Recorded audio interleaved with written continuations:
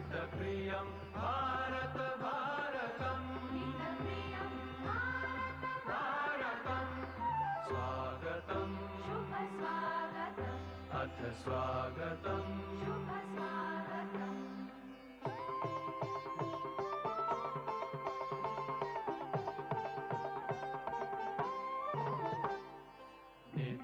नित्यनिरन्तरता नवता मानवता समता ममता सारथि साथ मनोरथ का जो अनिवार्य नहीं थमता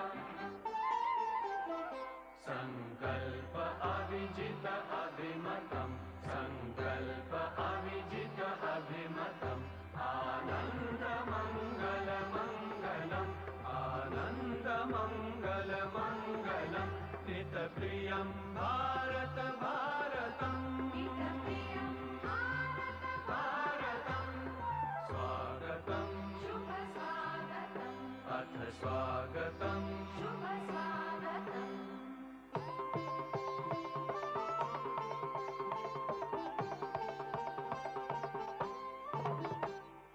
कुसुमित नई कामनाएं सुरभित नई साधनाएं कुसुमित नई कामनाएं सुरभित नई साधनाएं मैत्री मति क्रीड़ांगण में प्रमुदित बंधु भावनाएं मैत्री मति क्रीड़ांगण में प्रमुदित बंधु भावनाएं शाश्वत सुविकसित इति शुभम् शाश्वत सुविकसित इति शुभम् आनंद मंगल मंगलम् आनंद मंगल मंगलम् हितप्रियं भारत भारतम् हितप्रियं भारत भारतं हितप्रियं भारत भारतं हितप्रियं भारत भारतं हितप्रियं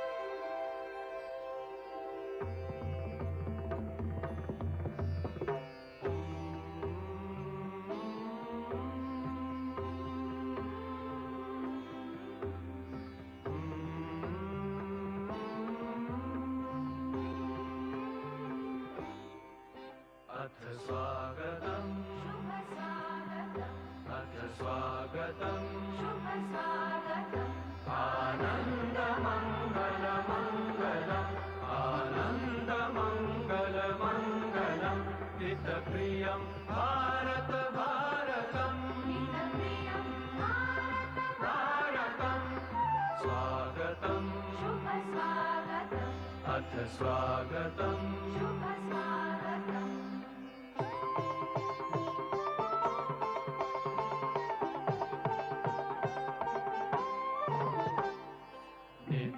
नित्यनिरन्तरता नवता मानवता समता ममता सारथि साथ मनोरथ का जो अनिवार्य नहीं थमता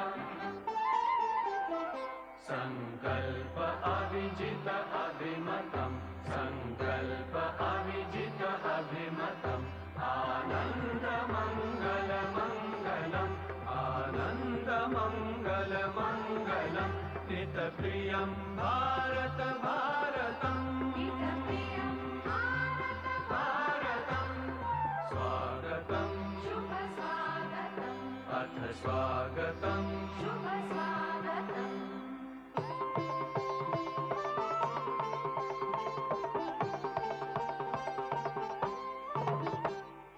कुसुमित नई कामनाएं सुरभित नई साधनाएं कुसुमित नई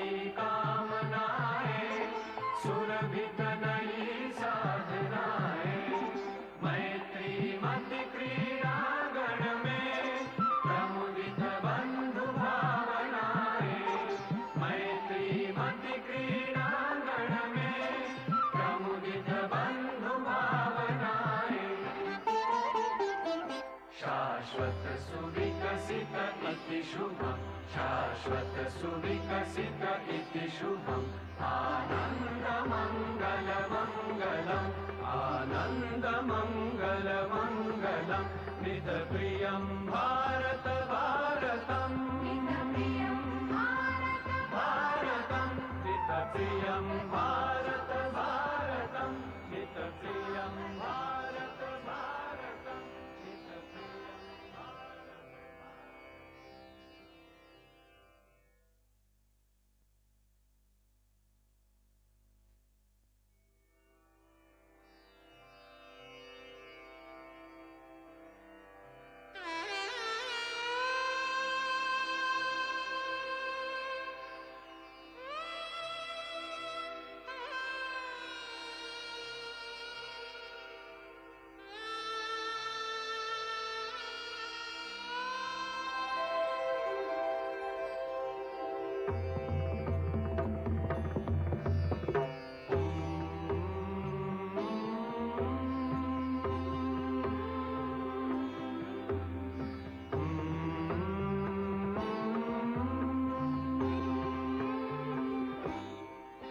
अथ स्वागतं शुभ स्वागतम् अथ स्वागतं शुभ स्वागतम् आनन्दमङ्गलमङ्गलम् आनन्दमङ्गलमङ्गलं हितप्रियं भारत भारतं हितप्रियं भारत भारतं।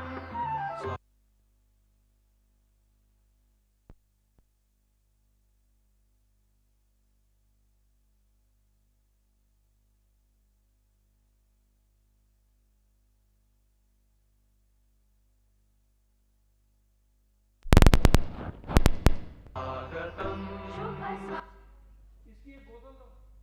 अच्छा है।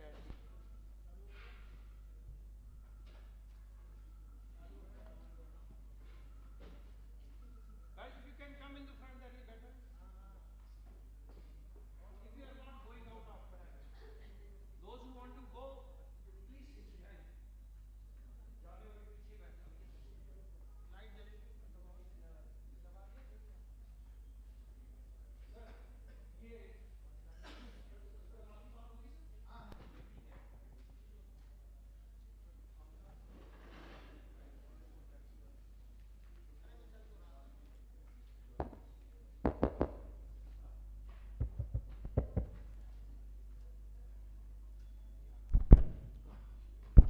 ठीक है ठीक है आगे आगे आगे।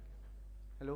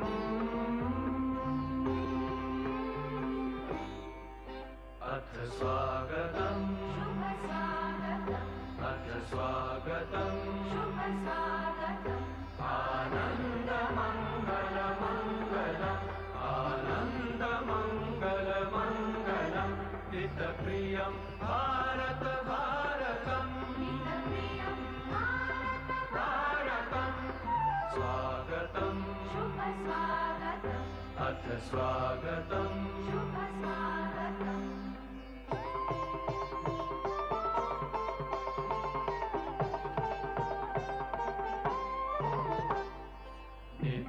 नित्यनिरन्तरता नवता मानवता समता ममता सारथि साथ मनोरथ का जो अनिवार्य नहीं थमता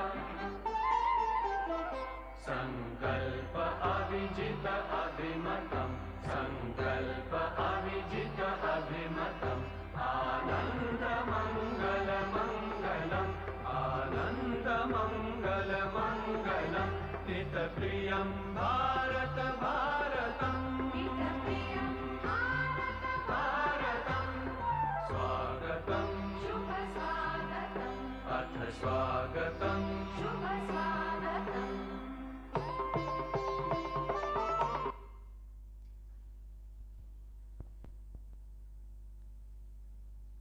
Good afternoon, participants, faculty members, all dignitaries, and the ones who have joined us live on YouTube. It is my immense pleasure to extend warm wishes on behalf of Department of Building Engineering and Management, School of Planning and Architecture, New Delhi. I welcome you all to this talk on the topic International Standards, Data and Digital Technologies to Decarbonize the Built Environment. Today, we have a group of eminent experts with us in the field of building and environment to refurbish and debate the possibilities to decarbonize the built environment. I am quite hopeful that the session brushes upon a spectrum of exciting and benefiting thoughts that discusses the aspect of carbon emissions, the international standards, and the role of digital technologies. Before we proceed to start with our formal discussions, let me take the opportunity to briefly introduce the speakers, starting with Professor Dr. Anil Sohani. Currently, he is associated with RICS as Global Construction and Infrastructure Lead. In addition, he has been very closely associated with various leading academic institutions globally as adjunct faculty. Nonetheless, he is an alumnus of the Department of BEM SPA Delhi and has been very kind to always share his knowledge and experiences with us. Our next speaker is Mr. Tanmay Tathagat, who is the Executive Director of Environmental Design Solutions, EDS, which is a multidisciplinary consulting firm focused on addressing the issues of sustainable development in the built environment. He is an acknowledged expert in building energy simulation and has also been working closely with government organizations for developing sustainable policies for the built environment and also supporting program implementation. In addition, he led the development of the energy conservation building codes and the eco-housing programs in India and also supported the energy efficiency building guidelines development in various other countries. Besides these two speakers, we are quite grateful to our director, Professor Dr. P.S.N. Rao, for his presence to chair the session. He has always been very kind and keeps motivated us regularly to organize such sessions. With this brief introduction, I would like to invite Professor Dr. Virender Kumar Paul, Head of the Department of Building Engineering and Management, to come on stage and felicitate the speakers and the chair.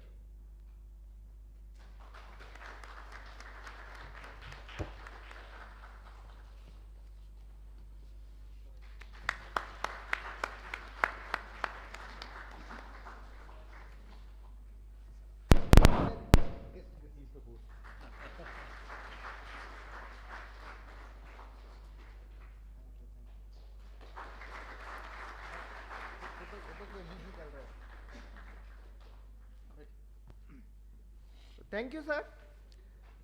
Now, I would like to invite Professor Dr. P.S.N. Rao for his opening remarks to set the tone and carry out proceedings for the today's session. Welcome you, sir. Yes, sir, please.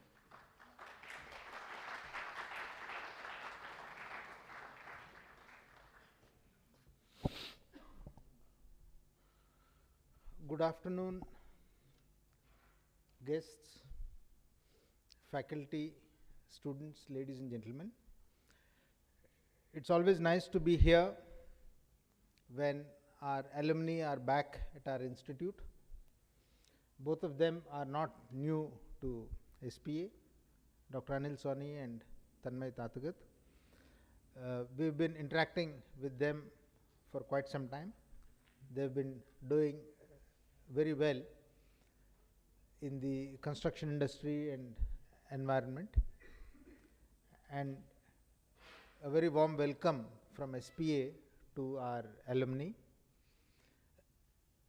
The subject that has been chosen is extremely topical and happens to be in the aftermath of the COP27 discussions that have happened, and the fact that next year we are going to have another important event in our country, where India is going to be the lead and Shri Amitabh Kant is going to be the Sherpa. So it is in this cusp of these important events that we as an academic institution have positioned ourselves to discuss and debate upon this much talked about topic of carbon emissions and how do we reduce our carbon footprint, and that is something which the entire world is talking about, and we are also joining and echoing the same sentiments. Talking specifically about the construction industry, yes, the construction industry also contributes, as we are all well aware, contributes to a great extent as far as the carbon footprint is concerned. And while we have many alternatives for various building products, whether it is flooring or building, walling, roofing, whatever have you, we still really are not aware as to what causes how much damage and what is really the alternative from the environmental point of view. Because there are many things in the chain that we are not actually in a position to really measure, and therefore the assessment of the carbon footprint itself is something which is being questioned again and again. For example, while we are talking about reducing the consumption of fossil fuels, looking for alternatives for diesel and petrol and other products, we are talking about electric cars, we are talking about batteries. But then what about the carbon footprint of these? I think only today morning there was a news item about us looking at the Tatas and the Cummins have entered into an agreement for looking at engines which are going to be run on hydrogen. So which is an advanced technology going beyond the hydrogen cell. So the emission will actually be only water vapor. So technology is actually moving by leaps and bounds, and almost every other day there are new things which are happening and new developments are taking place. So standards are necessary, like the most popular standards with which we are all familiar with are the Bharat stage 4 and stage 5 and stage 6, but that is only in one particular sector. There are so many other sectors. When you look at your refrigerators, you look at a 5-star labeling or a 4-star labeling and so on. But what happens to the construction sector? Dr. Tanmay Tatagat has been working very closely with the Bureau of Energy Efficiency and looking at various ways in which this can be done. So as the construction industry itself is highly disorganized, where you have a very large number of workforce coming from the rural areas, a large number of workforce who are partly dependent upon construction as an income generator, and also the enormous amount of construction that happens in the disorganized, unorganized sector. How do we implement the standards there? Standards are very fine. Dr. Anil Sawhney is going to talk about decarbonizing the construction industry. Maybe the large companies are going to adopt and implement these standards for usage of materials, for construction practices and so on. But what happens to this whole disorganized sector where there is a major quantum of carbon footprint that we are leaving?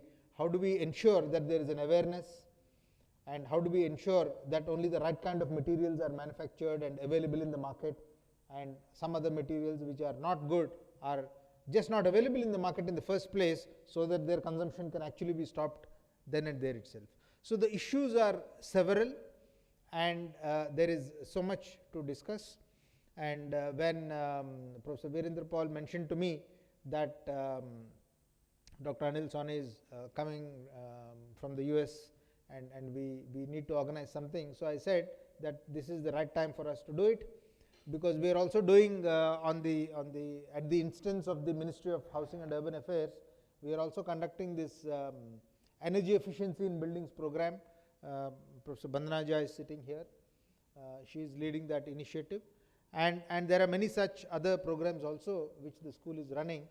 And while we are offering full-fledged undergraduate, postgraduate and doctoral programs, we are also now shifting gears and looking at offering a series of short capsules in niche areas which are emerging, where we need important information, knowledge and awareness in certain areas. So I think this also goes towards the contribution in that direction, and therefore I would like to congratulate the Building Engineering and Management Department headed by Professor Virendra Paul, and eminently supported by all his young and dynamic faculty members.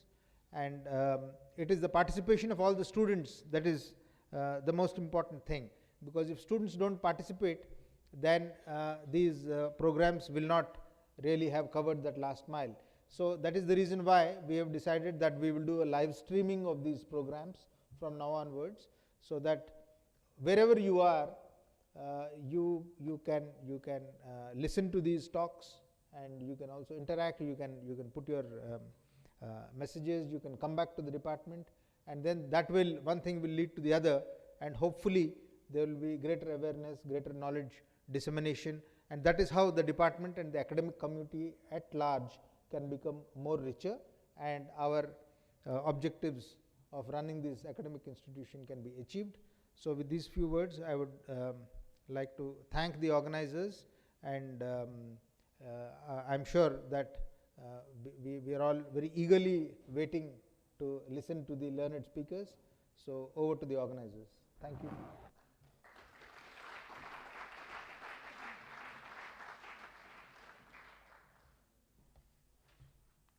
So thank you very much, sir, for your inspirational and motivational words to kick off this event. Now I would like to request our first speaker, Professor Dr. Anil Sawhney, to come up and share his thoughts about international standards and digital technologies to decarbonize the built environment. Welcome, sir.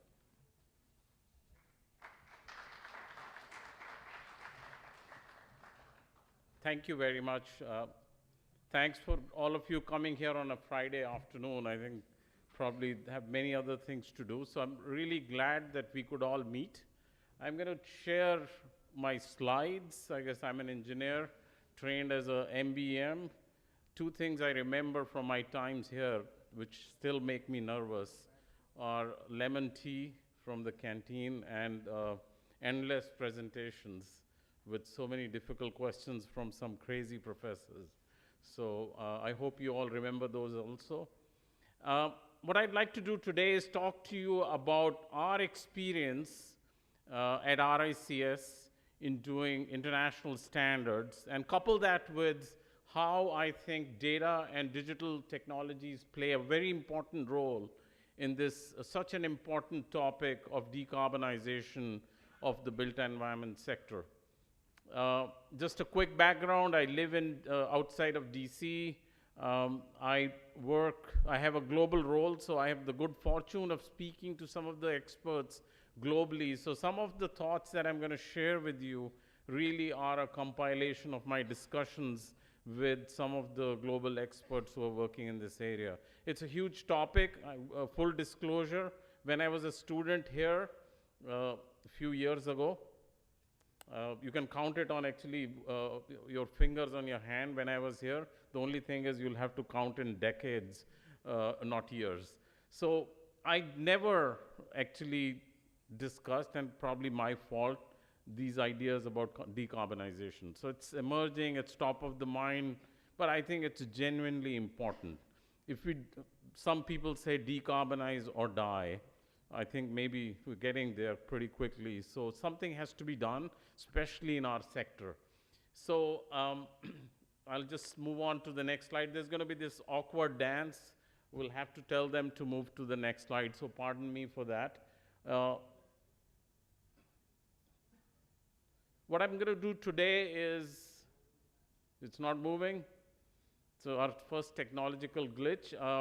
Basically, what I'm going to do is give you an overview of RICS. I thought it's a good idea to sneak that in and share with you what's RICS. Some of you may have not heard of RICS, but I promise I'll spend only a few minutes.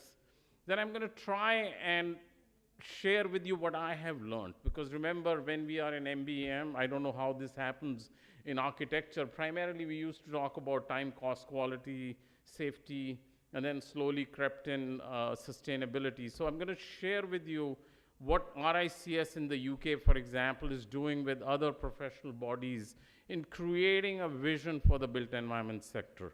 That's outcomes-based and very simplistic, but I think it's a paradigm shift in the way we think about projects and assets. Lastly, I'm going to take that discussion into what it would mean for international standards, what would mean or require in terms of data, and what it would require as digital tools or technologies that we can use. Remember, I'm not an architect, so my discussion is not going to be design-oriented. I'm going to bring it from a perspective of construction, and also perhaps my background in digital built environment will creep in also. So on the next slide, we'll begin with our first topic, which is about RICS. Next, please. So RICS is a global professional body. We do things, everything that we do really is designed to effect positive change in the built and natural environments. So we are a broad church. We have many pathways within RICS, including architecture, including project management, including what's called quantity surveying. We have 134,000 members globally, spread all over different parts of the world, but majority of our members are in the UK. But there is strong presence in Commonwealth countries as well. Membership is growing in the Americas, where I am based, even though I have a global role. Moving along, we operate in the main areas of what we call land, property, and construction. So you can see it's literally cradle to cradle, influencing every aspect of the built and natural environments. We have roughly 20 pathways through which you can become a chartered member of RICS. RICS is one of those organizations where you have to earn your qualification and membership. Obviously, as students, you can join as student members, but to become a professional member, you have to be chartered, meaning you have to earn your membership through what's called an APC process, meaning Assessment of Professional Competence. So that APC process is literally like an exam through which you then become a member of the RICS, okay? So now to the real meat of the discussion. Hopefully you can relate to it and find useful. So I'm going to share with you what people are thinking in terms of the vision for the built environment. On the next slide, recently the Construction Innovation Hub, which is a UK-based entity primarily anchored at Cambridge University, came up with a very high-level vision of what the built environment sector is. So their vision is that the built and the natural are intertwined. They need to work together, and they should deliver outcomes for people, right?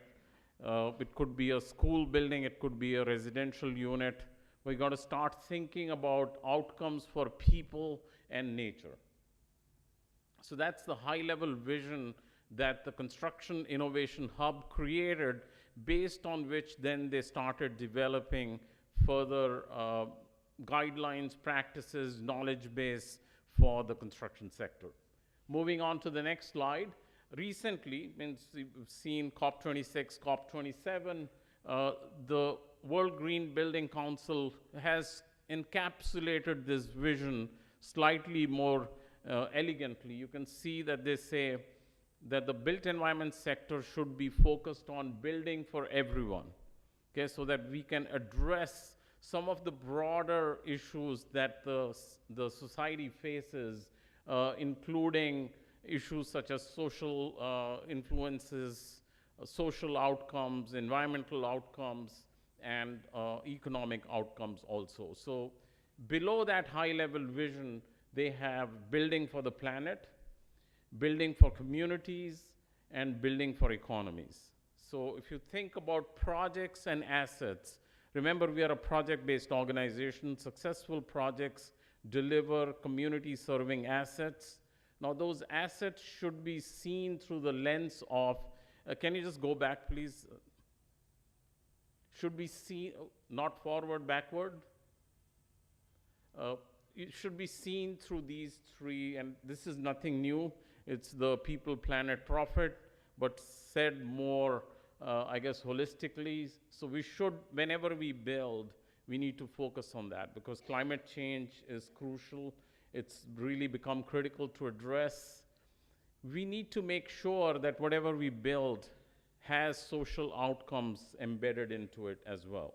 Many countries, like I have spoken to experts in Australia, you have to get a social license in order to do a large infrastructure project. So how would you contribute to social outcomes is also crucial. And obviously we all know money is important, so building for economies. But there's a twist here.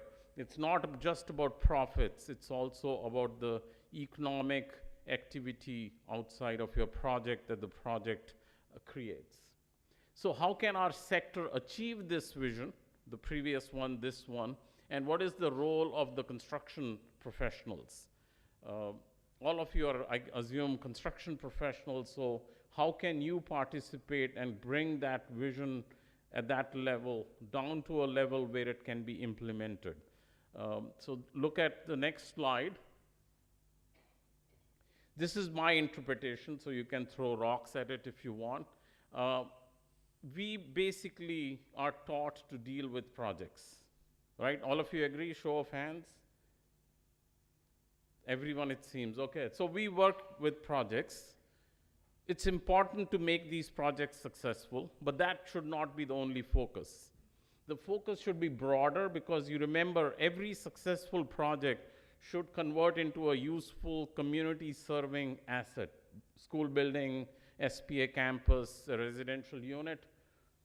But we therefore need to look at these projects and assets in a more connected and holistic fashion by taking on what I call the whole of life view. So look at it from a whole of life view. I was taught and I practiced design and construction, and you just think there's nothing beyond that. But really that's not the case. Whatever you design, construct, deliver, turnover, handover needs to be operated, maintained, renewed, and also end-of-life activities need to take place. So somebody got to go turn off the switch the first day. So while it is important to look at those yellow circles, because we are still a project-based industry or sector, so you still need to focus on time, cost, quality, safety, and other outcomes, but they are very project-centric. The shift now is that we need to start thinking about social outcomes, economic outcomes, and environmental outcomes. In order to do that, you have to, again, from the very early stages in your project, you need to start thinking about data that can support all those outcomes. So data about environment, data about people, data about organizations, and data about objects and products, right? So if you put in this panel or this paint, it's crucial that you understand what are the life cycle implications of your decision if you move from a project to an asset. How quickly will you have to replace it?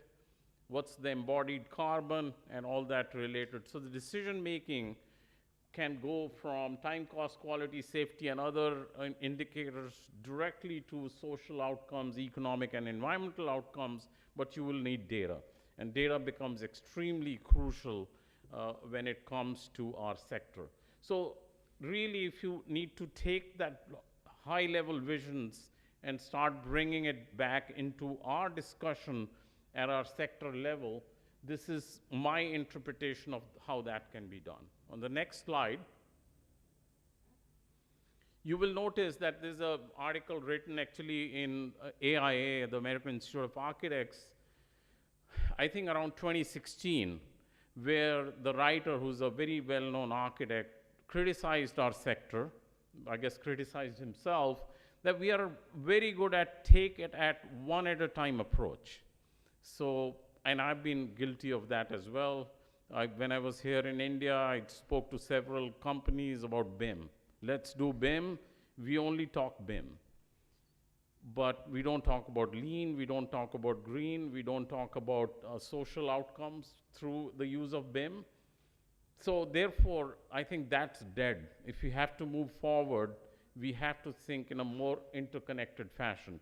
So if you think about those broader outcomes that I discussed, social, economic, environmental, they're all interconnected, right? If you can build a low carbon building, perhaps it's going to also have some social benefits.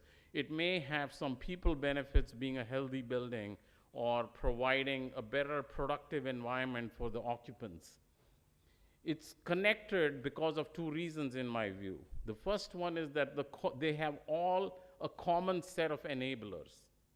They all need data. They all need digital tools. Really, in a complex building in this day and age, we can't do without digital technologies. So digital is going to be a friend of all these three outcomes. And also externally, all these outcomes that you're searching for would get measured through some metric, some measurement, right? Some measure. They are also interconnected. For example, in environmental outcomes, no longer energy efficiency is sufficient. We need to start thinking about carbon footprint calculations also. So that's a measure that may also get counted somewhere else. Because if you are building low carbon, perhaps it's going to encourage people like you to do some entrepreneurial activities and come up with a block or some 3D printing technology that will reduce carbon, embodied carbon in your products. So it may have some social outcomes and economic outcomes also. So we got to paint this picture in a much more holistic and connected fashion through a common set of enablers and also a common set of measures or outcomes for these three that I have mentioned. So on the next slide, I'm going to take it a little bit deeper, and you need to start thinking about your assets, either existing or new assets. You also need to start thinking about system of assets. So if you are working on a transportation project, the station, the tunnel, the rail line, maybe the bus station, they're all assets that are connected in a network or a system of systems. So you need to start thinking along those lines. And you also need to think in terms of your, the portfolio of assets that you have. All these need to be considered from a whole of life worldview. And you need to come up with, again, that what I call the outcomes and the measures for your assets, portfolio of assets or system or network of assets.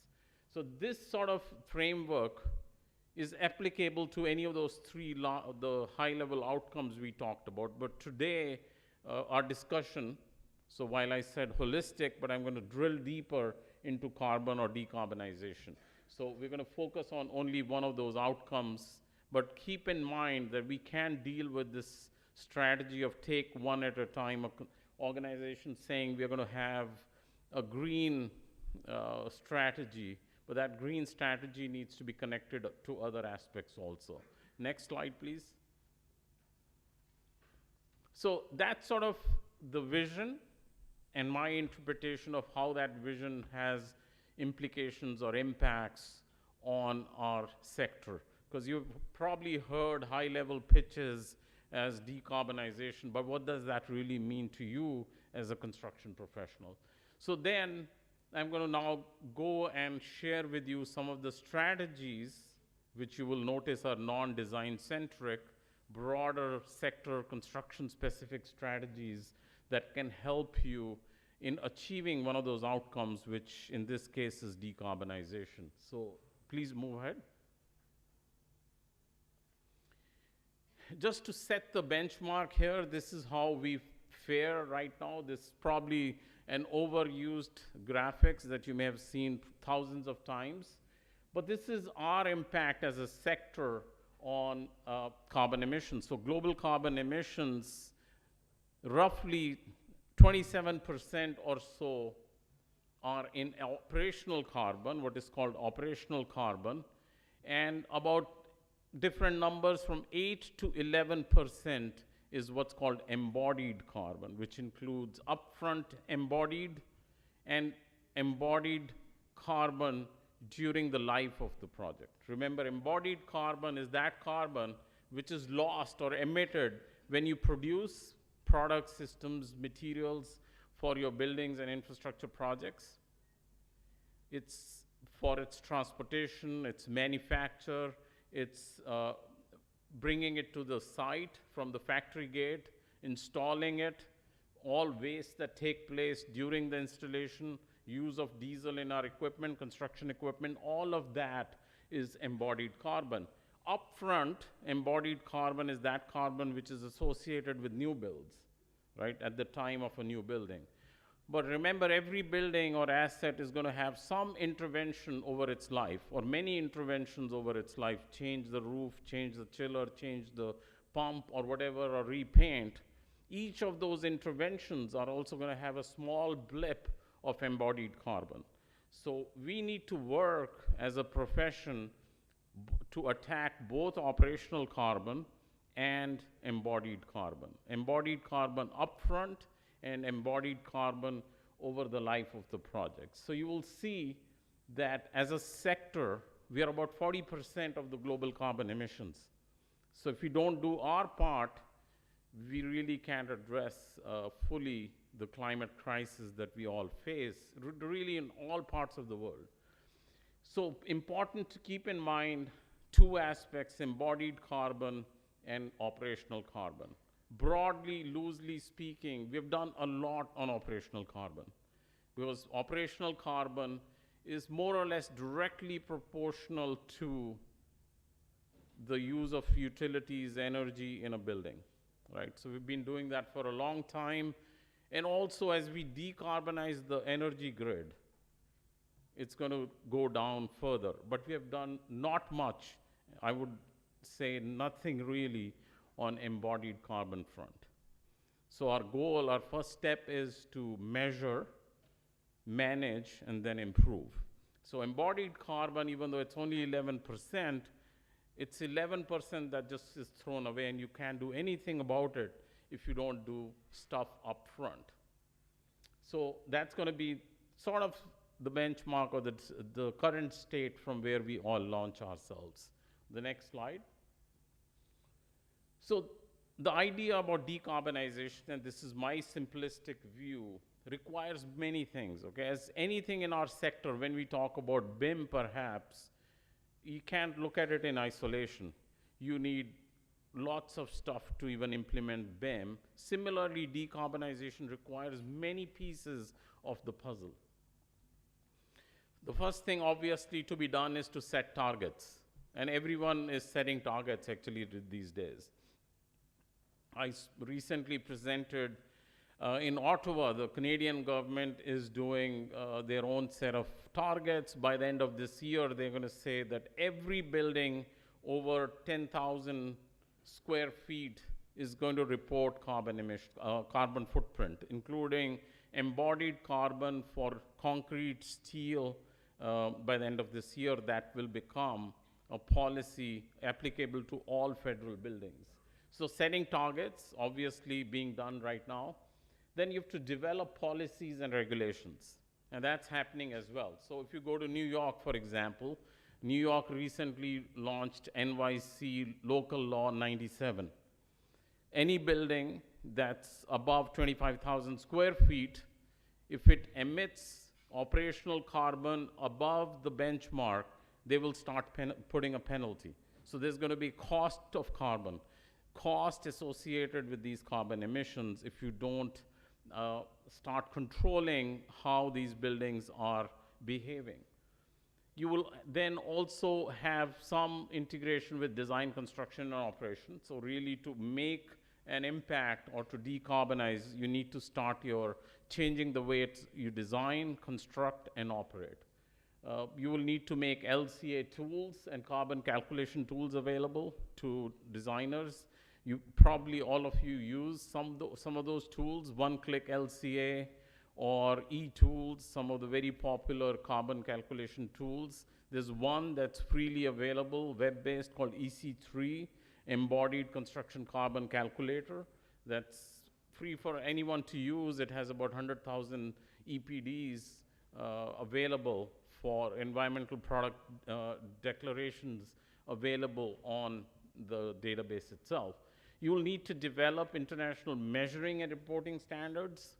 You'll have to create a national carbon database, right? Not everyone needs to go in and become a scientist and study how carbon is calculated. You will really need a very holistic and as accurate as possible database that anyone can access. A professional architect, cost estimator, project manager can access and develop a carbon footprint. And then obviously we need to validate, learn, and improve.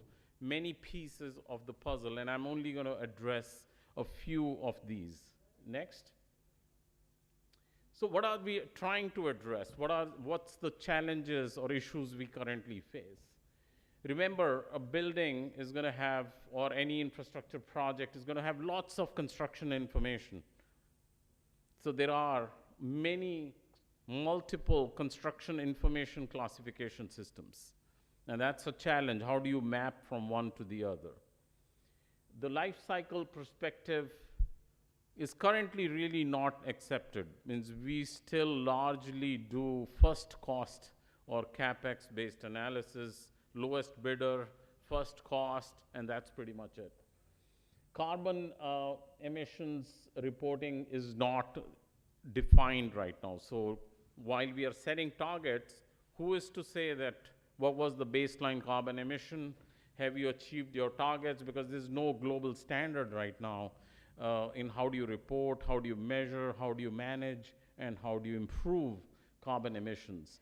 More importantly, and this is from the RICS point of view, there is no integration between cost and carbon. So you can do carbon calculations, but you don't have an integrated way of finding out how much will be the life cycle cost associated with that option or alternative. So we have created what we call estimating kingdoms. People estimate differently. So if you estimate cost differently, obviously you're going to estimate carbon also differently. So then how do you benchmark? How do you compare? It's difficult to provide early cost and carbon advice. Either you do a full LCA early on, because you don't have databases available right now which can give you benchmarks at the entity level or at the product level. So there is lots being done at the product level. So you have EPDs, but by the time you have all the information about products that are going to go into a building, you may have lost a lot of ground already and the impact may be minimal. So we need to address these issues, and I'm going to try and explain how through international standards, through data and digital tools, you can address some of these. Go ahead, next slide, please. So this is my simplistic view as a student when I started understanding what's going on with this decarbonization. So I made a little sketch in my notebook, which I then turned into this ugly PowerPoint slide. Essentially, this is what we're talking about: 27% operational carbon emissions, 11% embodied carbon emissions. Right now, I don't think I focus on the 27% because there's enough expertise available there to do 27%. Attack that through energy grid, decarbonization of the energy grid. And for any fossil fuel that's directly burnt in the building or for the use of the building, you have other ways of reducing that also. So us as construction professionals need to start focusing on the 11% embodied, both upfront and life cycle. And we need to look at existing and new buildings. You can't ignore existing buildings. Any intervention in an existing building, we should start thinking about carbon neutral interventions. For new buildings, we need to sort of have a very high level focus on preventing. Do we really need to build? Can we rehab or repurpose an existing asset? If we build, what's the best way to build? All those things need to be considered for new builds. But at the end of the day, what happens is, for embodied carbon, you really need these blocks that I have listed at the bottom. You need quantities of products, systems, materials, components that are going to go into your building or infra project. You need what we call project characteristics. And then you need, as a cost estimator, for example, you need unit costs. In this case, you need carbon intensity factors, essentially emission factors from a database for unit of product, system, subsystem, material that you're using. So that's sort of the simplistic view. There's lots that go into building these carbon intensity factors, for example. But we don't have that much data available globally. This is not just a problem in one region or one country. All countries are new to this exercise, especially when it comes to embodied carbon. Next slide, please. Next slide. So we can address these through these three enablers. The three enablers are international standards, data, and digital technologies. I think I've said this probably 200 times already. So let's dive into the first one, which is international standards. Next slide, please. International standards. You need a family of standards. Some of them exist. Some of them are being built. You need sustainability, LCA, and carbon-related standards, such as the ISO 15978 standards. Then you need a set of standards for construction information classification. Because if you're working really with complex projects and assets, you need a mechanism by which you can digitally classify and store this construction information and utilize it whenever needed. And then you need a set of standards for information management and modeling. And those already exist, the ISO 19650 series of standards, which are essentially global BIM standards. So you have a set of standards that already exist, and some of them are being developed. Adding to that, on the next slide, is a standard called ICMS. ICMS is a standard created by a global coalition of 50 professional bodies, including the Indian Institute of Quantity Surveyors. These 50 professional bodies have come together and have launched in November 2021 a standard which is a high-level taxonomy and format for classifying, defining, measuring, recording, analyzing, and presenting in an integrated fashion life cycle costs and carbon emissions for all things associated with a built asset. So there are three design principles in ICMS. The first one is called A-Chrome, because remember we are saying it's going to be a life cycle approach. So it's acquisition, construction, renewal, operation, maintenance, and end of life. So that's our first design pillar of ICMS called A-Chrome. Second pillar is a set of predetermined, agreed, everyone will be supplying project and asset attributes and values that define the cost, schedule, and carbon for that building or asset. It could be an infra project also. And an integrated life cycle cost and carbon emissions taxonomy sits behind that. Remember, it's very crucial, because if you have a separate reporting measuring for carbon and a separate reporting measuring taxonomy for cost, you will not be able to make prudent decisions on low carbon strategies. So that's the standard that we are building. I'm the chair of the ICMS Standard Setting Committee. So we are a group of 27 global experts who are working in developing these standards and then getting them adopted and implemented globally. Next. What is the ICMS? Really, what we did was, ICMS is not new, by the way. ICMS, we started in 2017 when we launched a high-level taxonomy for construction costs. That was the first edition. The second edition of ICMS changed that to life cycle costing. Remember the shut eye above? Essentially, we were climbing a hill, very difficult to climb a hill because nobody wanted to share cost data. So even though we had a global standard, wasn't adopted, implemented very heavily. In November 2021, we released the third edition of ICMS, in which we are now requesting, open your eyes, make carbon visible and transparent for your assets. And now people are pulling this standard and trying to use it, because we are the world's first integrated life cycle costs and life cycle carbon emission standard. So that standard, we feel, is important in pushing the decarbonization agenda forward. Next.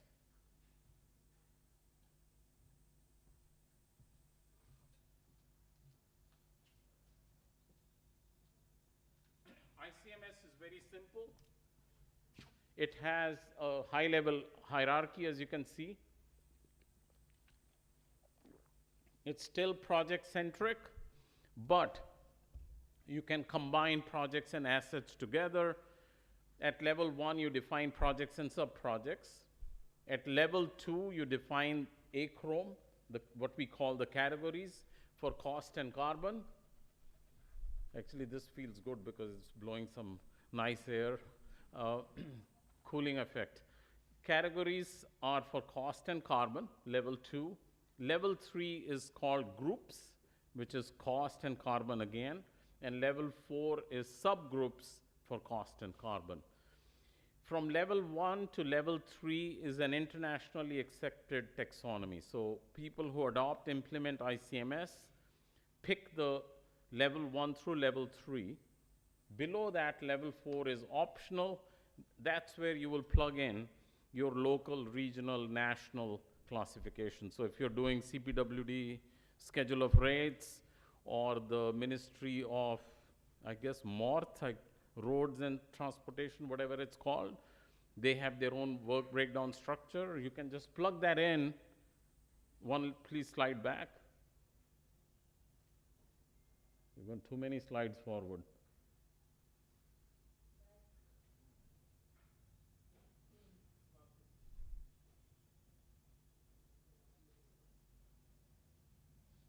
Anyway, so what I was trying to share with you is that you can plug in the local, regional level, or piche yaar. So here you can plug in at level 4 your local, regional classification system. So thereby ICMS is not going to come, because we are still seen as an international standard. I go speak to some of my colleagues in the US, they just say, no, we don't use international standards. Our standard is the standard. So we're saying we're not replacing your standard, just map it to this global standard so that we can benchmark, put into a database all the information in a standard format. Next slide, please. Abhijit, I'm going too slow, too fast. Do you know time is okay? Just keep me checked. So this is how ICMS works. This is a sample report from ICMS. You will notice, I don't know how clear it is, the achrome structure and the report. So this is a sample building in London where we are reporting at the highest level carbon footprint of this building, which has come through a summation of all carbon footprint, carbon emissions from ICMS groups, which is a summation of all carbon emissions from the ICMS subgroups that lie below. Okay, so it's simply a compilation and a final report production. So if, let's say we had 1,000 projects that report in this format, they agree to ICMS and they all report in this format, now you have a database. So now you're building a new building, you can go into this database, search for school buildings, and by category, by those buckets, you can have a benchmark. So early on, when you don't have in your project much information, you still have a benchmark that can be utilized to guide your cost and carbon decisions as you move forward. Obviously, as you have more and more information, you can go into the groups, benchmark there, go into subgroups and benchmark there. Okay, next slide.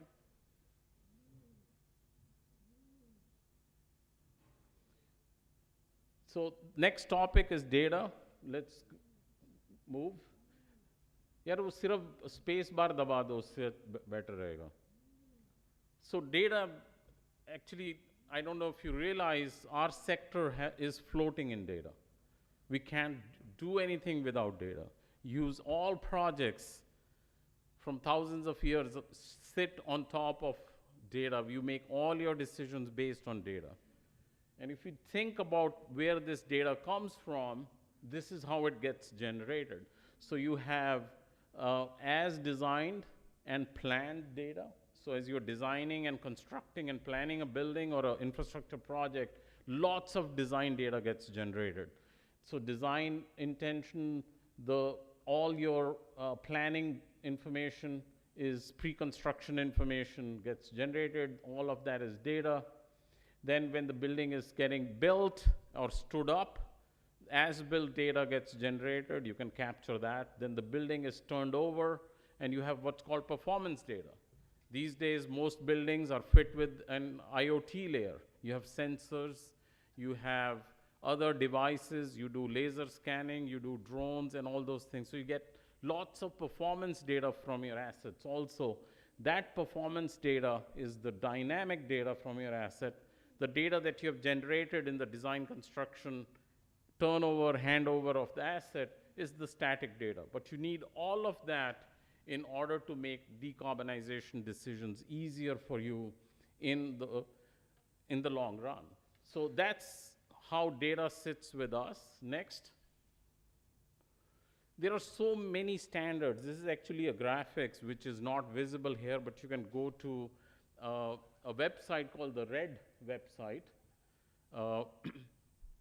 where they have mapped and listed all data standards that exist for the real estate sector. So we have data standards, we got to just start using it. But unfortunately, the statistics today is 95.5% of the data that we generate on projects and assets is not used. And it's called dark data, because it's just generated and never reused. So we need to start thinking about data in a much more holistic fashion. Next. If you break down this data, what we're really talking about construction objects. These construction objects can be doors, windows, pumps, spaces, elevator, escalator, anything that you can think of that goes into a horizontal or vertical project. We need data, manufacturer data, EPD, which is very crucial for decarbonization, environmental product declarations, specifications, physical properties, thermal properties, and other pieces of data. You need that content, structure, and process behind that data so that you can model it and use it in your projects and assets over the entire life, from the project or from the cradle to cradle. But there are many standards available to you to do that. In 2021, 2022, two very important ISO standards came about. The 23386, 23387, which provide you with a standard for building interconnected dictionaries and for building what's called product data templates, so that any product that goes into a building or an infrastructure project will have a template in which how you will store the data so that anyone can use it during the life of that asset. Next. So lastly is digital technologies and what's their impact on decarbonization. Next. So what's the biggest challenge we face in our sector is that information is not managed properly. We have what's called in the US RFIs, requests for information. Why should you need that? If all information is readily available in a common data environment called a CDE, why could you not just get information easily and readily from those CDEs? The idea is now to change the poor information management processes that we have in our sector. The idea is to now embrace a concept of digital thread. So a digital thread is essentially a mechanism by which you can connect all the information about your project and asset over its entire life cycle, including all project team members. So if you are an MEP expert, whatever information data you generate about a pump needs to be connected to that pump, and it can be traced. Any decision that was made can have an audit trail, and using a digital thread, you can accomplish that. The idea of a digital thread came from the UK after the Grenfell Tower fires that we also, the tragic fire. It's law in the UK now called the Building Safety Act, where you have to provide the golden thread or digital thread of information. So when you hand over a project, it needs to have a model in which you can trace and track which decisions about which component were made when by whom, because it's all connected to what's called a golden thread or a digital thread. This idea is going to be very important also for decarbonization. Next. So people are now moving towards developing what's called a digital twin. Remember, decarbonization needs to consider embodied and operational. You need to consider the whole life. So why not develop a twin of your asset, which is called a digital twin? And you can see the idea is very simple. As the physical asset is being set up or constructed or stood up, you can simultaneously create a virtual replica of that, or a digital twin of your asset. So as you progress, all decisions, all information, all data is stored in the digital twin. You can run simulations. Most airports today, Vancouver Airport, Dallas Airport, Hong Kong Airport, have a digital twin. And they use this digital twin to optimize carbon emissions on their projects, energy modeling, pedestrian modeling, all kinds of modeling and simulation can be done using a digital twin. So the idea of a digital twin as a repository of data is also important. And I know Professor Paul has taken this one level forward, which he's probably going to reveal over the next few years or months, lesser than that, of how this idea can really be not only scaled to a city level perhaps, or a district level, and how it can be utilized for many outcomes, not just decarbonization. Next. So a digital twin, which and how it's connected to decarbonization, I've tried to explain using this illustration, which I'm not sure if it's clear on the slide. So what we are trying to say is, as you are standing up a project into an asset, you will have a digital replica or a virtual representation and your physical asset that are connected bidirectionally. So you can get any real-time information from your asset or your project. How many workers? How many occupants? Are your occupants comfortable? Are your workers safe? You can draw that information from the asset or the project site. if there are some issues going on with your asset, the digital replica can simulate those and then send a signal back to your physical asset and make some changes there. Simple stuff, you all know. Worker behaving unsafely, you can blow a horn or a siren on the side. So in order to be a digital twin, this loop needs to be completed. Bidirectional connection between the two is important.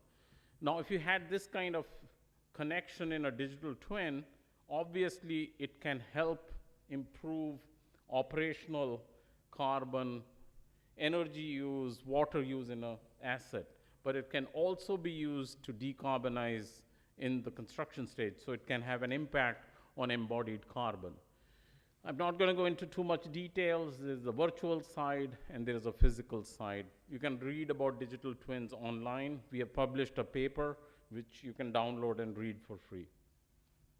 Next slide. So essentially, we got to start thinking in terms of a digital framework that will help us in promoting the decarbonization agenda. So this is from my book called Construction 4.0. It's a very glued up and connected approach to the use of digital tools. Don't think BIM alone. Think about other aspects in the physical and the digital layer that would help you do the things that we have just discussed. 3D printing, robotics, automation, BIM, digital twin. They need to be seen in a connected picture or a framework, and we call this framework Construction 4.0. Okay, next. So in summary, I guess I've taken too much time, but I'll still quickly wrap up. Next slide. From an ICMS point of view, this is what we are trying to do. We are working on creating what's called the BECD, the Built Environment Carbon Database, in the UK with the help of several agencies, essentially taking a standard such as an ICMS standard, taking carbon information from existing projects or assets, mapping it into a database, taking existing and new projects, putting the embodied carbon into the database, then that database can help drive these decisions that I've listed at the bottom: early cost and carbon advice, carbon emission or carbon footprint calculations. So all of those can be done if you adopt a standard such as ICMS. Next. RICS has also produced what's called the RICS Carbon Toolkit. So the toolkit consists of many pieces which we publish. We have the ICMS standard, the Built Environment Carbon Database.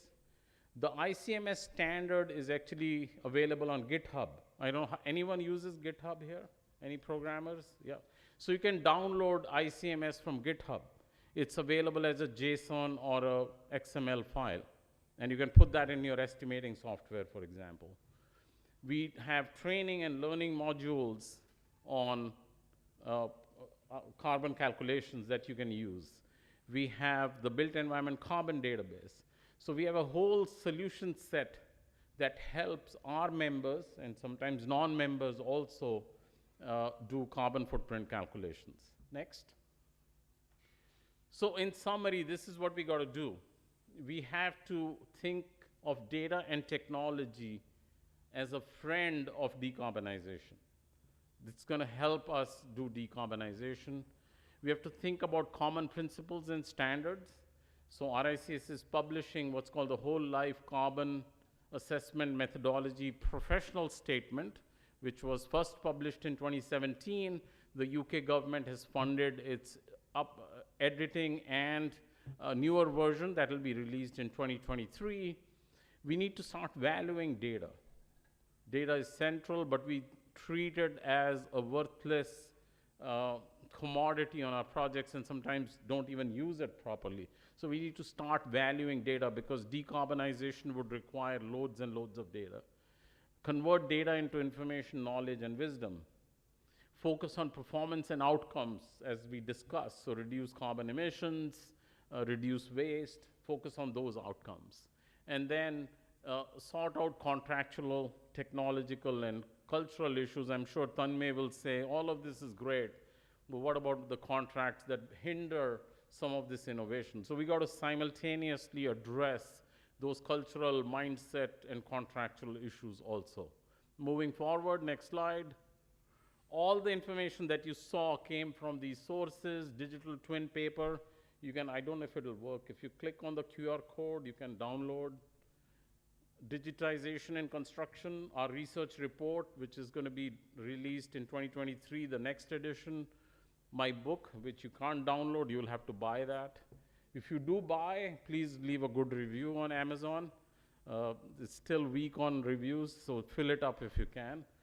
And some more. ICMS is freely available. Download the ICMS standard, ICMS explained, cost prediction, and our whole life carbon assessment methodology professional statement, which is being updated. So with that, I think that was the last slide. Thank you very much. I hope all of that made sense.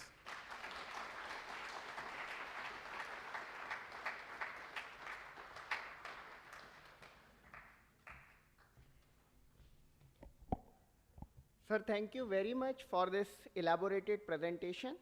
Now I would like to request today's moderator, Mr. Tanmay Thathagat, for hearing about his response and interventions about decarbonization and built environment.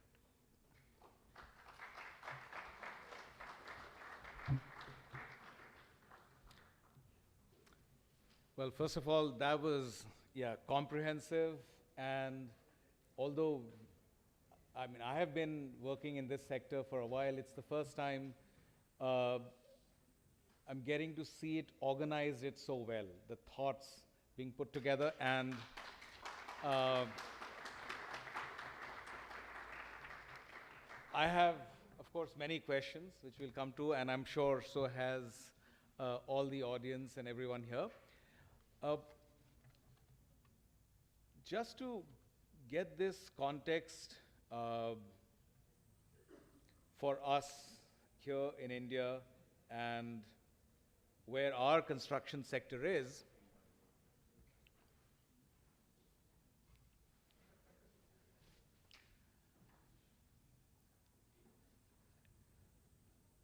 we are beginning to hear the concepts and discussions about digital twins.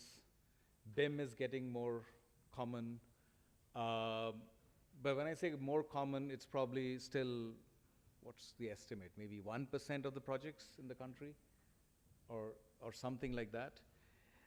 And there is a realization of the importance of data and how it enhances decision making, essentially. That's where things are. And looking at decarbonization, there are two schools of thoughts. We have a national vision and a goal to be net zero in not so near future, but eventually. And there's intermediate targets for reducing energy intensity of our GDP emissions from different sectors, and construction is a large one.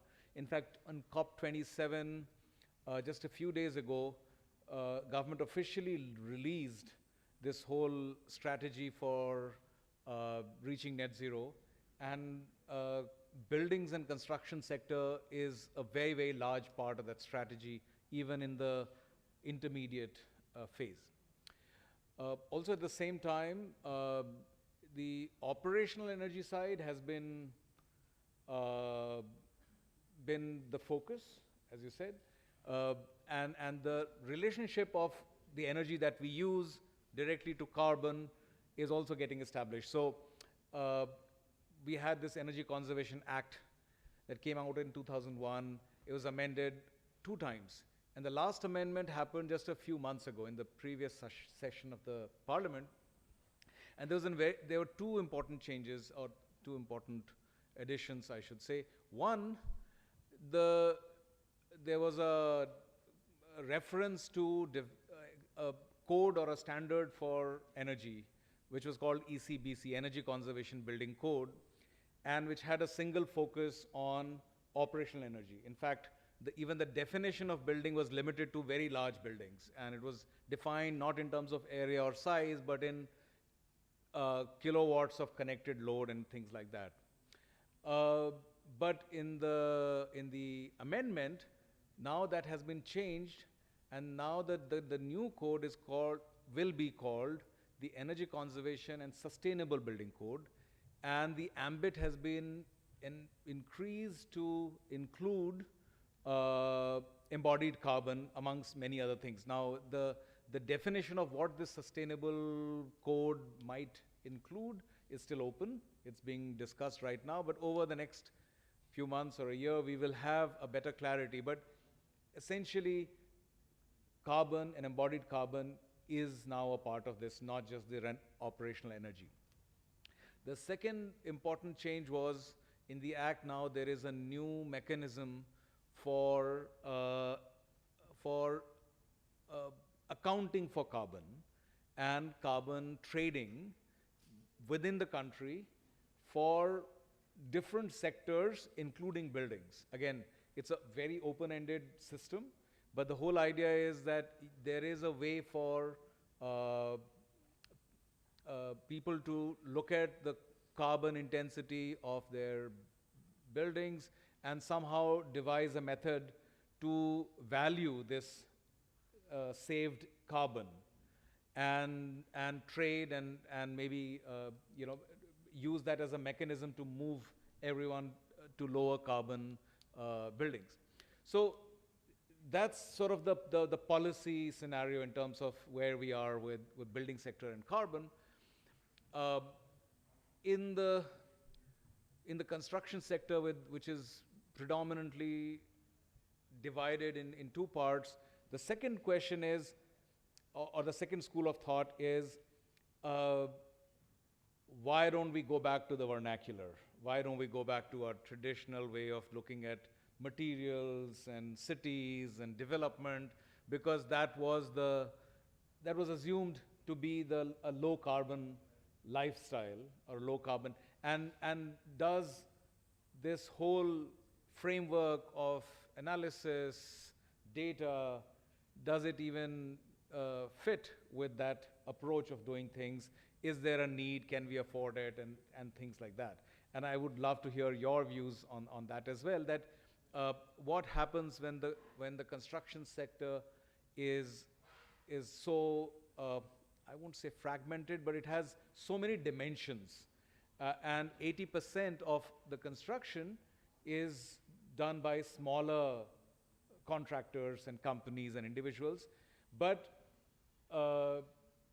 they must benefit from what is there already. We don't need to wait for another decade for them to come to a certain scale and do things. So what does that mean? And lastly, if I look at large construction and infrastructure projects, those larger buildings, and I would say infrastructure projects, metros and airports, are looking at a global benchmark. So they're not just looking at what is here and now. Their aspiration, their way of thinking is setting themselves up to be at par. So whether it's private sector developers or some of our other things, there is an ambition to be low carbon. There's an ambition to be energy efficient, meeting all the standards on health, safety, and performance. And that's where I see this imperative to not wait for a mandate, to not wait for things to move, but really go ahead and show this leadership. So there are a bunch of buildings and construction projects where the aim is to go towards net zero carbon, net zero energy, and as you said, there is no standardized way of looking at it, and that is also going to be my other question to you, in a specific context, let's say for India, when we all talk about these terms, net zero carbon, decarbonization, net zero emissions, what does it actually mean? Because before we start looking at data and information, we need to have a common understanding of the definition and how we all perceive it. And the other thing that is a follow-up thought is,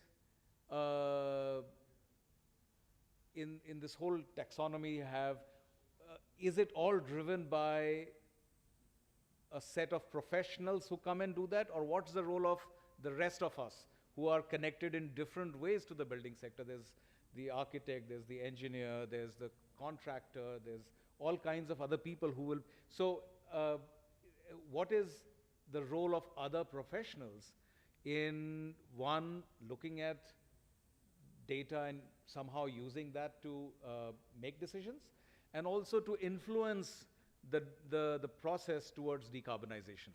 So I just wanted to give a context. I think we will benefit a lot from your global insights, and the current direction seems to be positive, and we are all optimistic that there is at least a goal towards going towards net zero. So if there is a way also, in the last slide you've shown like 10 different things to do, it'll be good to hear, where do we start from where we are now? Does it need to be driven by policy? Does it need to be driven by what we do? Does it need to be led by academia and research? So with that, I don't know how, yeah, we have microphones there. So why don't we just start with this first big question, that what are these different terms and what do they mean? Decarbonization, net zero carbon, net zero emissions, etc.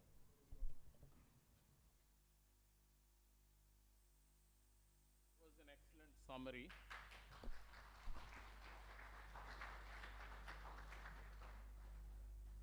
Is this mic working? Can you all hear me? Okay. So I think you very correctly you would have noticed one thing, that I did not use intentionally net zero. Yes. I kept saying decarbonization because I think net zero in some people, their mind is also includes what called offsetting of carbon emissions, right? That may or may not be a good thing. You have some carbon emissions that you want to offset, you can probably go buy those on a carbon trading platform. I personally, as a professional focusing on construction sector, probably don't have much role to play there, and I feel that may not be the longer term best approach. So we use decarbonization as the term that I refer to, which essentially means you're traveling, there's a journey that you have to take in driving towards decarbonization, and hopefully you'll reach carbon neutral. So there are so many terms, and you rightly pointed out, probably we need a standard or a glossary to understand what's embodied carbon. How do you define it? It's there, it's in the ISO standards, but we need to bring those practical tools, learning, competencies, skills, who's going to do it. Right now it is such an emerging area that there's a architectural firm in the US called Kieran Timberlake. I don't know if you've heard of that. They were doing these carbon calculations for their own clients. So they built a plugin in Revit. So you can go into Revit and you can do carbon calculations. You're authoring the BIM model, and you can do that within Revit using this plugin. It's now spun off as a tool that's sold called Tally. And that Tally is a very popular carbon LCA calculation tool. Now, my problem is that a lot of our members are cost estimators. They don't want to go into Revit. They want to use an estimating tool where they can also do carbon calculations. So therefore, we are working with this entity called Building Transparency and Carbon Leadership Forum, who have developed a tool called EC3, Embodied Construction Carbon Calculator EC3. So not only you need standards in terms of terminology, you need new software. It's such a growing and emerging area that we are evolving really as things grow. As demand comes, people are building software tools, people are building standards. There's literally a race towards bringing some sort of mainstreaming of this idea, because I'm not going to be a carbon scientist or a person who fully understands how carbon LCA calculations are done. But at least as an estimator, for example, I should be able to access tools and have a common principles, common standards, common definitions, so that I can participate in my project, and I'm not going to be working on an exemplar project. Run-of-the-mill, mainstream project, mainstream professional. As we do cost estimation, we should be able to do carbon estimation or carbon footprint calculations also. That's the end goal. So it's a multi-pronged approach. We build so many shiny buildings, are we going to change all those to the way we used to do traditional buildings? I don't know. So if we don't, we need to still be able to address carbon emissions coming out of those kinds of buildings. So it's going to be a multi-pronged approach moving forward. The more awareness we bring, and I think youngsters, students, experts like yourself probably need to start participating much more in this journey and contribute, because I think there's a strong need. Cost estimators need to play a role, architects need to play a role, engineers need to play a role. There's so many dimensions. People are working on developing low carbon materials, right? There's, I think, concrete cure. There is, which is not only addressing embodied carbon emissions, but it also doing carbon capture. Because we've already emitted so much carbon. We're surrounded, right? The carbon emissions need to be captured also. So there are technologies, materials, systems that are being developed that are low carbon, also do carbon capture. So it's a growing area, it's an emerging field, which should excite you all, and you probably can contribute a lot. Thank you. So, as you said, we need to start with what we have, and everyone has a role. And I guess the first step will be to look at our existing stock of buildings, let's say. So how does one start? How does one start using the different models that you have, and how does one look at an existing campus? Let's say we have to look at this building. What would be the process that we start looking at, even as you said, before you go to decarbonization, is to look at our data, look at our footprint in terms of what was in the embodied carbon, what is the operational carbon. Do these current database and systems help us with that? Some of them, it's an excellent question, is you can't reach the decarbonization targets without looking at existing stock. Existing stock has to be addressed. I think, in my view, the simplest way to address that would be to adopt a life cycle approach. Right? We build a building, we have so much data, how much did it cost, what was the lowest bidder, how much concrete did we use, how much steel we used, and it's all sitting somewhere, either in an Excel spreadsheet or a fancy BIM model or a database. And then we started running the building, we turned on the switches, and we ran into issues, we solved them, we changed stuff, we repaired stuff, we maintained stuff, it's all scattered. But if it could be brought into one single life cycle model for this campus, you can now start seeing on a dashboard what's happening in a building, and this is just from a cost point of view right now. Start adding, and your work, I think, goes in this direction, the operational aspects, energy use, water use, all that again brought into this cohesive life cycle model. And then you make capital decisions. You replace the roof, you make the changes in this room. They all need to sit in that glued up life cycle model, so that you can see the implications of each decision, cost, carbon, maybe other aspects also, that total cost of ownership, life cycle kind of a model. And I think that's our biggest obstacle right now. Information, data, decision making is all fragmented. So to address that, especially for an existing stock, we need to embrace life cycle costing. It's very difficult to do, because when we build, we only focus on the lowest bidder. Right. We don't say, show us the total cost of ownership and then we'll make a decision. Some places it does, like if you go to Canada, they do PPP projects.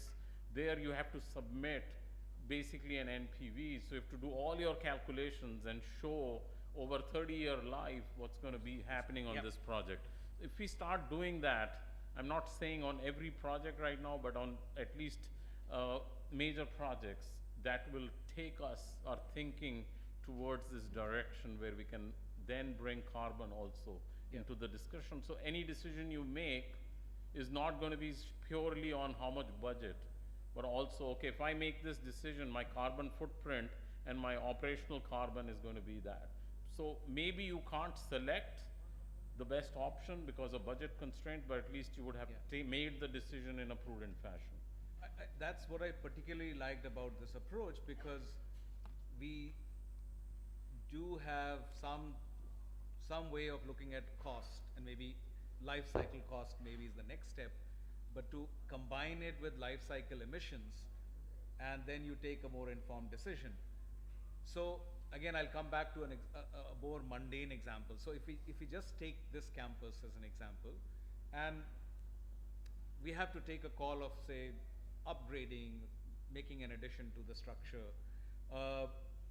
one would need to look at whatever the quantities, the different materials that go in, and then one of the things that you mentioned is EPDs, and I think that's not a very commonly understood term or process, and I think that's the base information, the first step that you have to have. Absolutely. So do you want to just talk a little bit about, you know, what does it take to get, what is an EPD, what does it take to get Sure. that, and where we are today, let's say in India, and especially with this database that you're talking about with EC3. Sure. So how many of you know what or seen an EPD before? Hardly Okay. so, yeah. Very few. Plain, means this is how I understood it. So to learn myself, EPD is like that sticker on the back of any food that you buy, a can, for example, which says how much sodium, how much sugar, and so on and so forth, right? It's standard, it's validated, tested. You can't just make up those numbers, right? You can't say 0 carbon or 0 sugar, 0 sodium while you're putting loads and loads of sugar and salt in your food. So that sticker is standardized. Now it's actually standardized globally, and you can see how much you're consuming, calories, and so on. EPDs are again those standard, approved, validated stickers for any product that goes into a building. So if you are the manufacturer of concrete, ready-mix concrete, by grade, by mix, you will have an EPD. It's a certificate that will, in plain English, tell me if I buy cubic yard of concrete from you in this location, it's location specific also, you're going to be having this much carbon intensity, right? This much per cubic meter, unit of measure, whatever that unit of measure is, carbon emissions, so that not everyone has to go back to the cement plant and see how you transported, extracted, burnt, brought it to site. All that is calculated. There's an ISO standard. There are validating authorities. These are all stored in a database, and they are very standard approach to building them. All manufacturers are going to start moving in the direction of producing these EPDs. Is it readily available? Probably not. You can go and find EPDs for many MEP systems and subsystems right now, but still it's growing, and many owners are demanding that we have EPDs for the product systems that go into a building or an infrastructure project.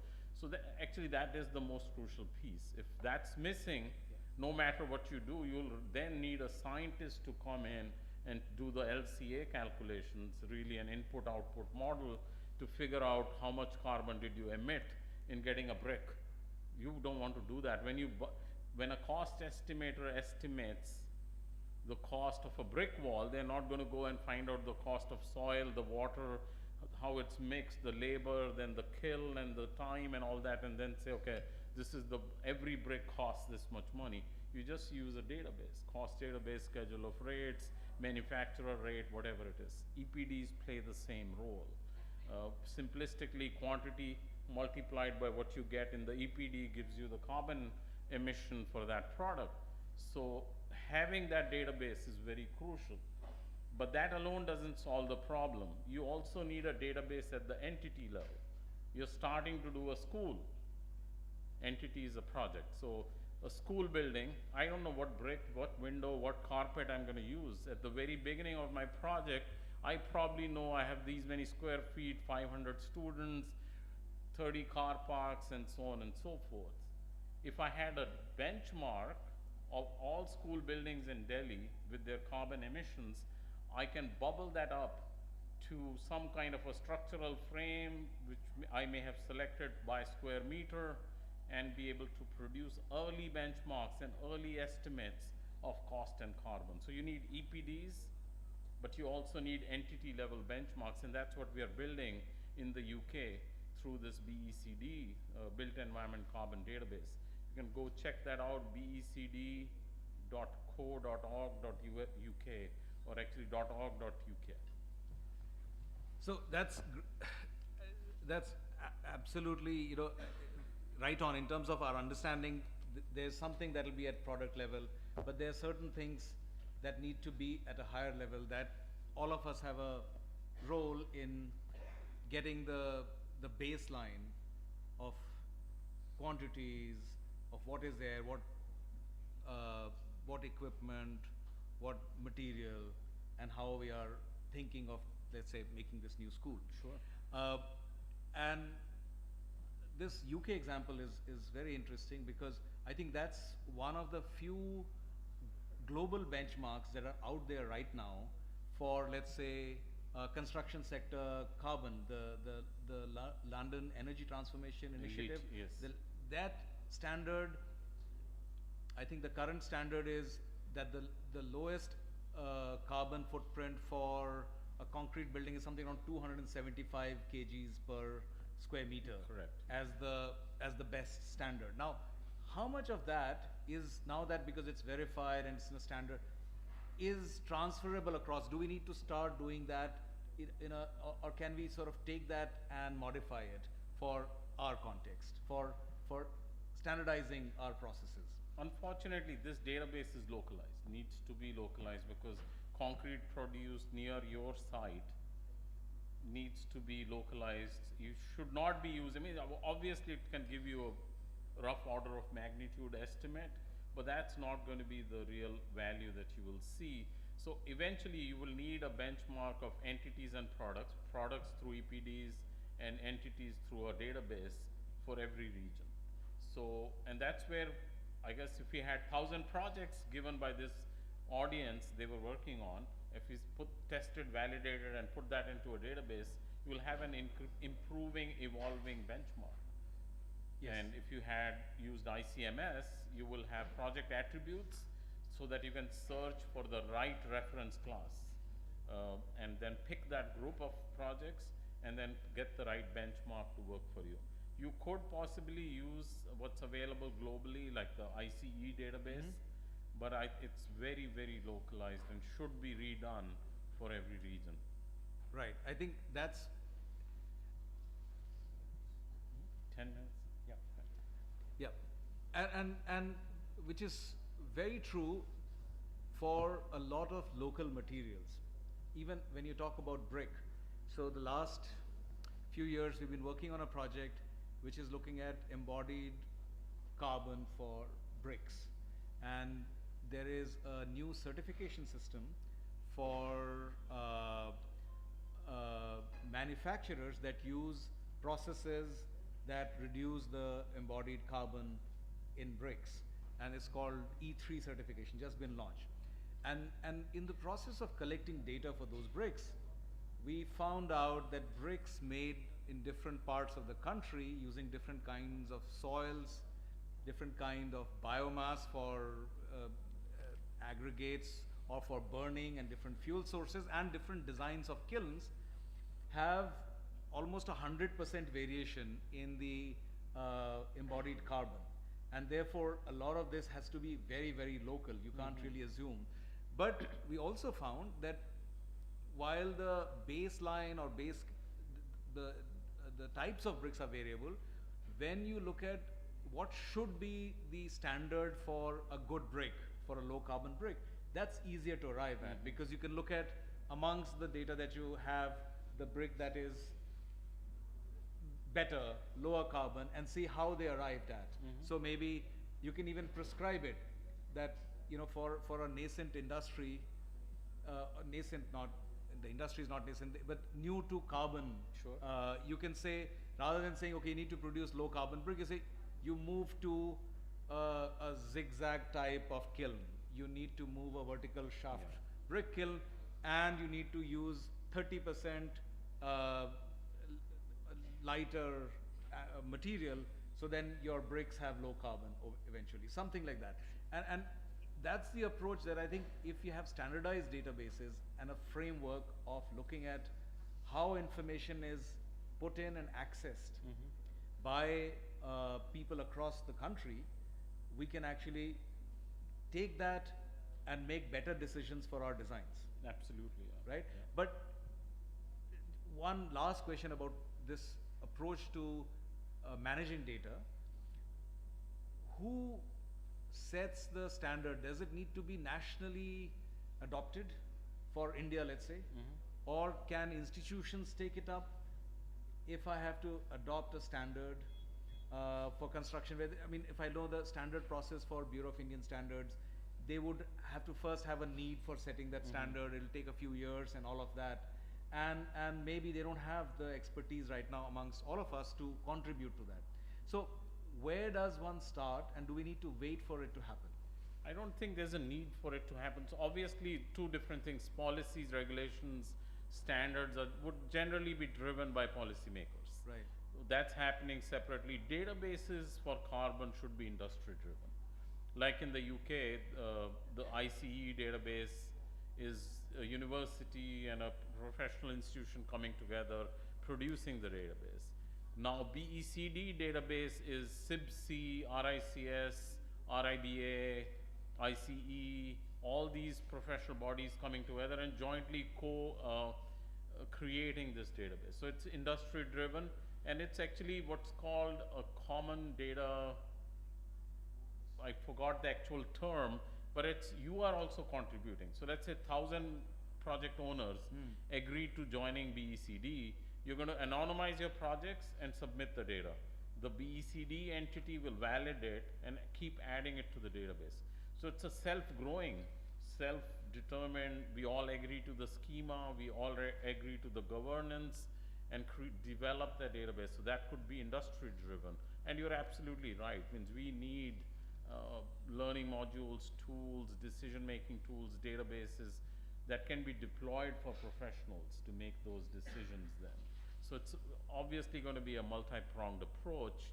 I think a couple of things that I want to add at this point. One, this may all sound very difficult to achieve, but actually it's not. Because if we can address concrete and steel, we are already there, because the carbon emissions, if you take a building, carbon footprint is predominantly that Pareto principle, 80-20. You can go attack these very simple aspects of a project and really start decarbonization. So that's a good news for us. Secondly, I think as technology is rapidly being embraced, I know there's still a lot to be done. We are still at early stages. Digital twins are going to be a huge thing, especially like the Bangalore airport has a digital twin, right? So if you had a digital twin, it brings that cohesive image of what your decisions are on the total cost of ownership, the carbon footprint. So digital twin, and then some people are taking it to the next level. Metaverse, for example. I don't know how many of you have heard of the term metaverse. Anyone? They're all on So Meta. this is amazing. They all have digital twins. So can you then also start using that technology for making decarbonization decisions or other decisions? I think I would like to see Professor Paul, maybe with the help of the students here, take a lead, global lead on building a framework, a metaverse for making built environment decisions, perhaps a city scale, where you can make decisions at the city scale to do that. I don't know if Professor Paul has still the appetite left to become a world leader in metaverse or not, but I'll encourage him to do that. He has all, I guess you are here to support him and build that kind of center of excellence, which is going to be really world changing if done right. Thank so you. sorry, two additional points. No, there. no, that's wonderful. And I think bringing that home to where we are now and today, relevant questions from a student's perspective. Now, this is all future research, or does it affect my skills, my qualifications now when we go out and look at jobs, when we look at opportunities? Where is the industry now, and what do we need to do to be ready for it? Sure. So let me ask a question. How many of you would like to find a job in the UK? Two people. Only few, not many interested. So if you had built an Excel spreadsheet which can do carbon calculations and put it as part of your portfolio, I'm telling you, every global cost consultant that I'm working with right now, they are moving in that direction. They want to give services. They're being demanded to provide services on carbon footprint calculations. So the point I'm trying to make is pick up these skills and competencies. Are you being taught carbon footprint calculations in your program? Sorry, faculty, if I'm putting you on the spot. Anyone? Can you calculate, when you design a building, are you also calculating carbon? Maybe that should be addressed somehow through accreditation, through SPA being a global renowned leader in this space. So skills and competencies are missing, okay? Most cost estimators still struggle perhaps to fully understand and embrace the idea of embodied carbon, right? What is the right definition? What's upfront embodied carbon? So I think skills and competencies are going to be extremely crucial. There's so much happening. People are writing. If you go to GitHub, you'll find so many tools people have built using BIM, open BIM authoring tools that can also do carbon calculations. So start learning those skills, pick up some of those databases and try to play with them and see how you can also embrace this and make your skills available to these large organizations who have global mandates. Microsofts, the Amazons, and the Metas of the world have global mandates. They have to report. ESG reporting or carbon footprint reporting is becoming mandatory by investors. So pick up these skills. Thank you so much, Dr. Sani.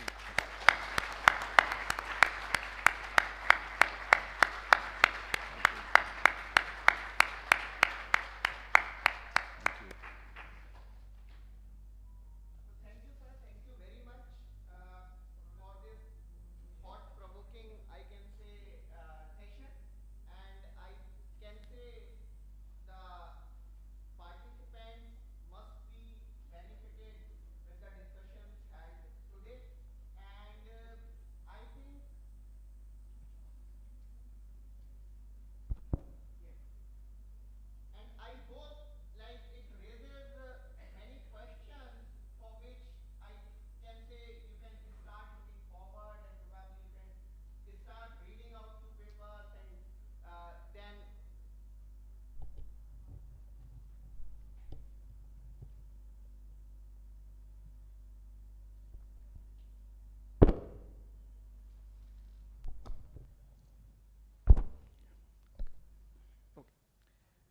so I am thankful to all the experts for this thought-provoking session, I can say.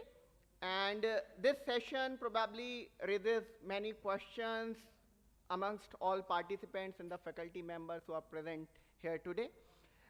Definitely, all of you might be having many questions who all are sitting here and who all have joined us through YouTube. So I would request all of you to kindly write down all your questions and probably you can post it on LinkedIn. All our experts are quite active on those social media platforms where they would be happy to, I can say, answer and respond to all your queries. In the end, Before we officially close this event, I would request you, all of you, to kindly stand up for the national song.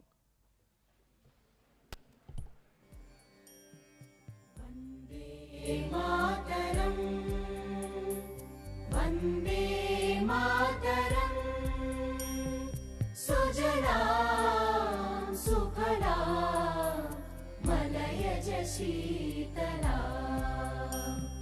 सस्यश्यामला Mataram Vande Mataram शुभ्रज्योत्स्ना पुलकितयामिनी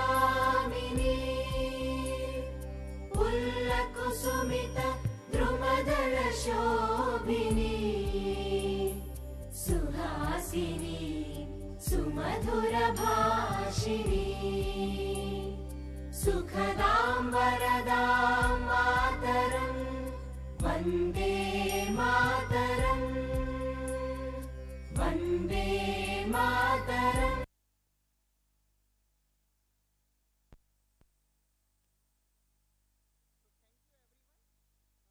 Now I would like to request you to join us for tea in the foyer. Thank you.